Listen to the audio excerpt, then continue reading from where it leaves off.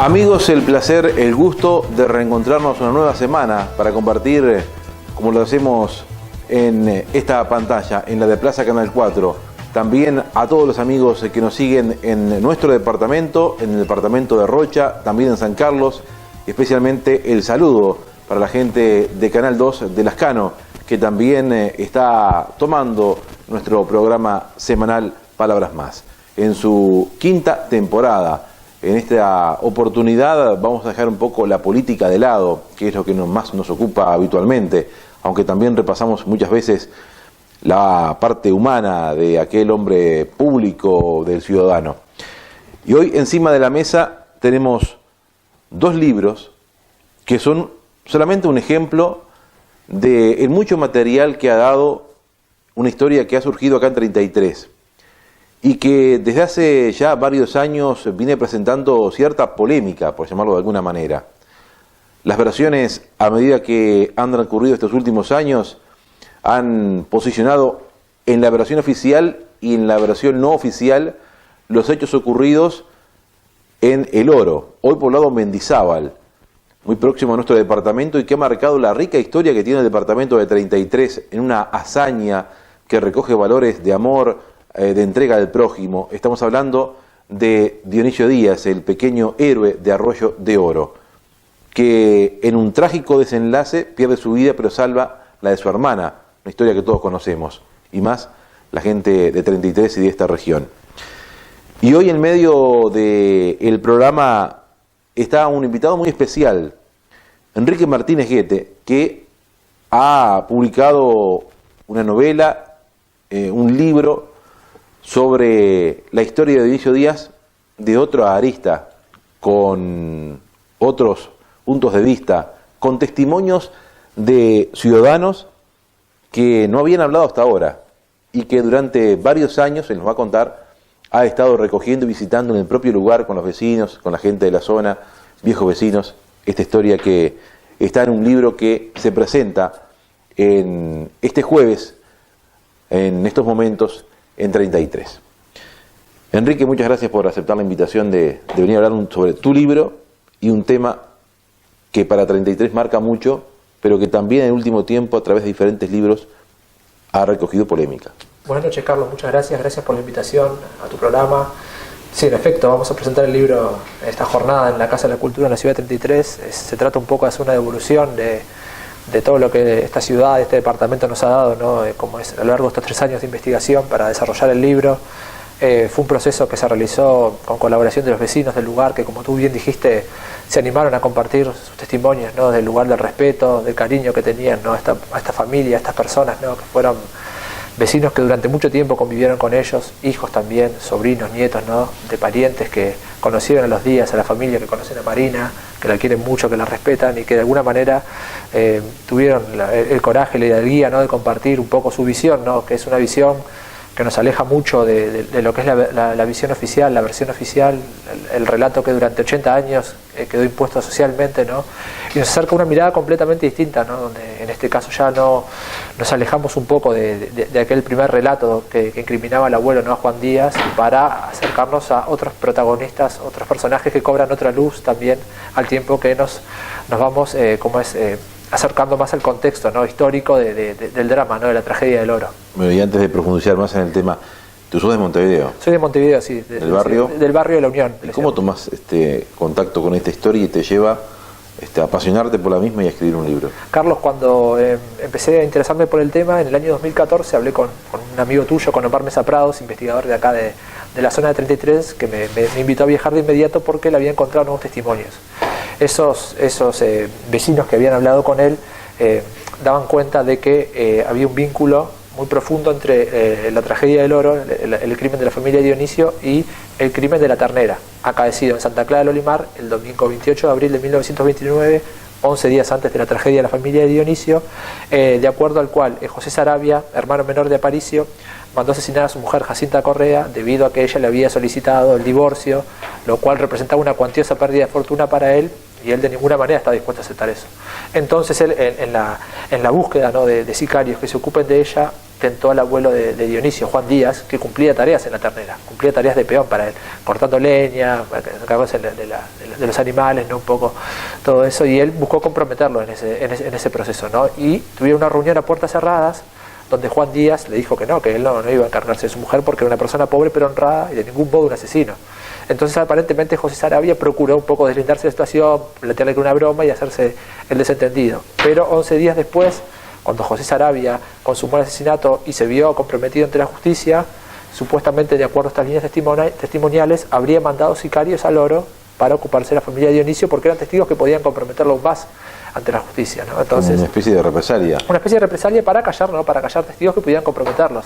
Y esa Pero ahí tiene que haber involucramiento policial, judicial. Sin duda, ¿no? Porque hay político. Carlos, hay que remontarse a la época del caudillismo, ¿no? En aquella sociedad donde la autoridad del Estado era muy débil en campaña y los grupos se organizaban en torno a jefes locales que eran muy poderosos, que eran lo que se decía señores dueños de vidas y haciendas, ¿no? Entonces, de cualquier manera, cualquier peón que quisiera rebelarse ante una situación en que el señor feudal, el caudillo, le impusiera una determinada situación, no tenía los medios para rebelarse, ¿no?, para salir airoso de esa situación, ¿no? Entonces, estamos hablando que Juan tenía su pequeño predio en el Oro. Y trabajaba, claro, en la ternera. Vecinos del Oro, vecinos de Vergara, vecinos de 33 también, como se dan cuenta de que había un vínculo, sí, también ambos eran de filiación colorada, ¿no? Entonces en aquel momento los relacionamientos se dan mucho a través de la política.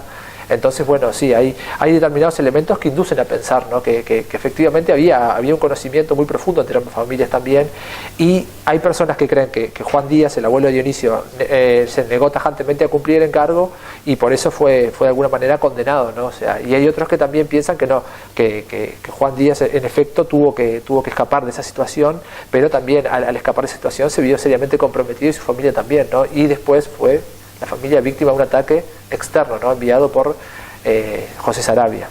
¿Y por qué la versión oficial se da así como la conocemos hoy? La versión oficial de alguna manera se ha desarrollado a través de la imposibilidad de reconstruir históricamente los hechos, ¿no?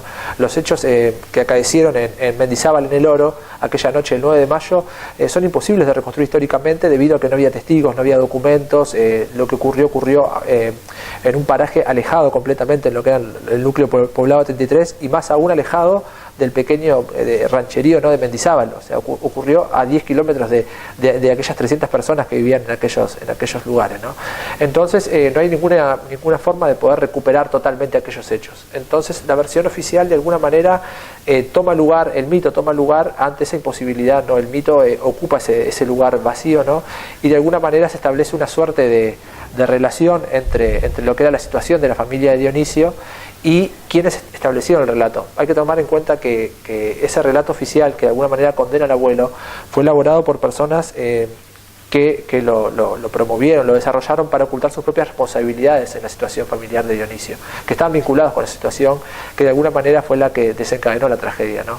Hay un libro del maestro Ariel Piño Boazo y del maestro Santiago Rivero, que es el que en 33 se conoce y en el país también, sobre la historia de Dionisio Díaz y de esos hechos, donde, por ejemplo, en un tramo del libro, yo traje para compartirlo contigo porque así un poco contraponíamos, no polemizando nosotros, sí, sino a través de esta historia, donde Dionisio dice el libro, todo el abuelo se enloqueció, claro, ¿verdad?, en un hecho previo a su cumpleaños o posterior a su cumpleaños. El día posterior, sí. Posterior a su cumpleaños.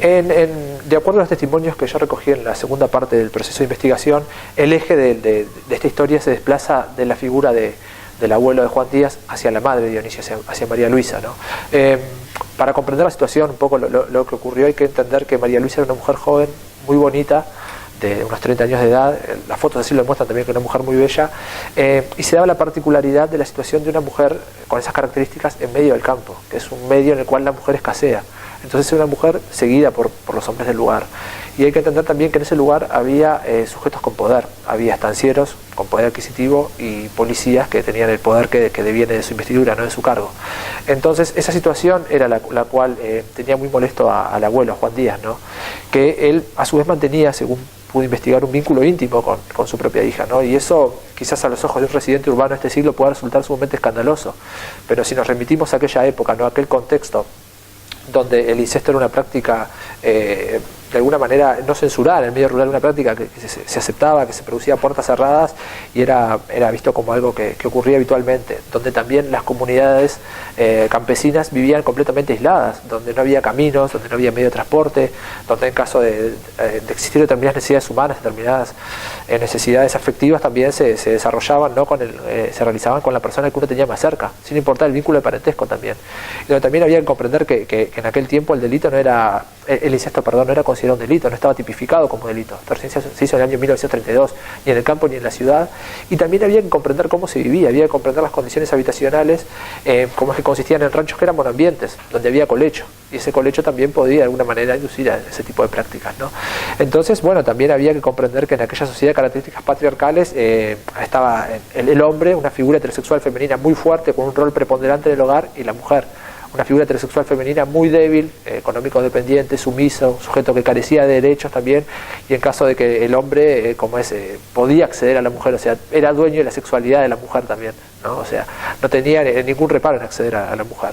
Y también, bueno, había que comprender un poco, para poder cerrar esta parte, ¿no?, de la historia, el tema del honor en aquel tiempo, ¿no? El tema de que esa situación que se vivía en torno a su hija, al abuelo de Dionisio lo tenía muy molesto, debido a que en aquel tiempo la imagen pública de la persona, la consideración pública, ¿no?, de una persona en su comunidad era muy valiosa, no era lo mismo que sucede hoy, que lamentablemente se da un poco de cualquiera dice cualquier cosa de cualquier otra persona y no sucede nada, ¿no? Sino que en aquel tiempo era un tema muy, muy importante, ¿no? O sea, la defensa del honor, el tema de la manutención del honor, ¿no?, que acá en la capital, en Montevideo, perdón, se daba a través de los duelos de honor, la reparación, ¿no? Y en campaña se da una práctica más visceral, ¿no?, que era que el hombre se batía a duelo con un facón de una manera más impulsiva, ¿no?